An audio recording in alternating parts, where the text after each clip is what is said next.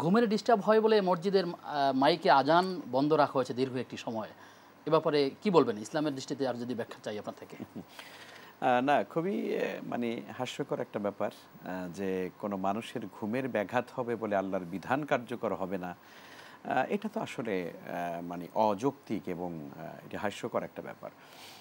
আমরা জানি যারা আজানকে হৃদয়ে দিয়ে যারা উপলব্ধি করেন, তারা আজানের ভিতরে সত্যিকারী হৃদয়ের খোরাক খুঁজে পান, আল্লাহর প্রেম তারা সেখানে খুঁজে পান। আমরা জানি কবি খুব সুন্দর করেই তো বলেছেন, তাই না? কি মধুর আজানের ধ্বনি, মর্মে মর্মে সেই সুর বাজিল কি সুমধুর, আকুল হইল প্রাণ নাচিল দমনি। কি মধুর আজানের ধ্বনি।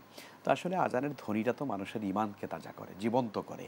তো এটি একজন মুসলিম যখন আসলে নামকে অস্তে মুসলিম, নিশ্চয়ই কোনো মুসলিম সত্যিকার মুসলিম তো এই কথা বলতে পারে না যে আজানের শব্দ শুনলে তার ঘুমের ডিস্টার্ব হয়, ব্যাঘাত হয়।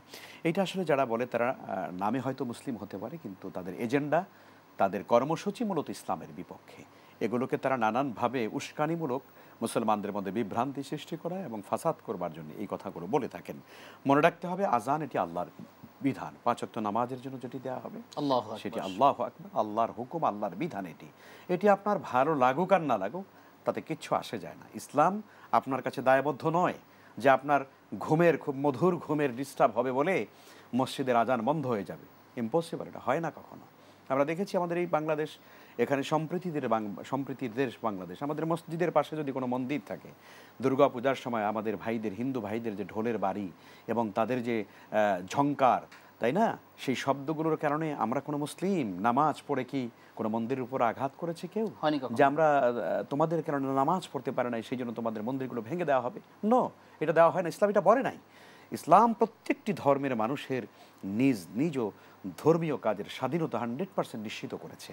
ফলে আমরা যেমন এটা বলি না, অতএব কেউ যদি বলে যে না আমার ঘুমের ব্যাঘাত হয় আজান বন্ধ করতে হবে, আমরা বলবো বরং আপনি মসজিদের কাছে আজান শুনতে যদি খারাপ লাগে আপনার, আপনি দূরে গিয়ে বাড়ি করুন এমন জায়গা যেখানে আল্লাহর কোনো নাম শোনা যায় না।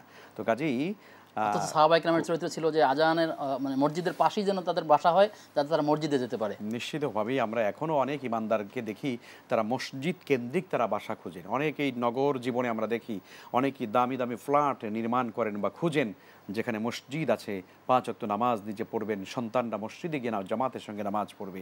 কারণ এই পৃথিবীতে থাকা যাবে না যেই বাড়িটাতে আমি আরাম করে ঘুমাচ্ছি আর মনে করছি যে আজানের ধ্বনি আমাকে ডিস্টার্ব করছে, ওই বাড়ি ওই ফ্ল্যাটে আমি চিরদিন থাকতে পারবো না। একদিন আমাকে ওখান থেকে বের করে দেওয়া হবে, সাদা কাপড় পরে আমাকে চলে আসতে হবে। তো ফলে আমরা বলবো আসুন ইসলামের এই মৌলিক বিষয়গুলোকে আমরা হৃদয়ে উপলব্ধি করার চেষ্টা করি, আল্লাহমুখী হওয়ার চেষ্টা করি।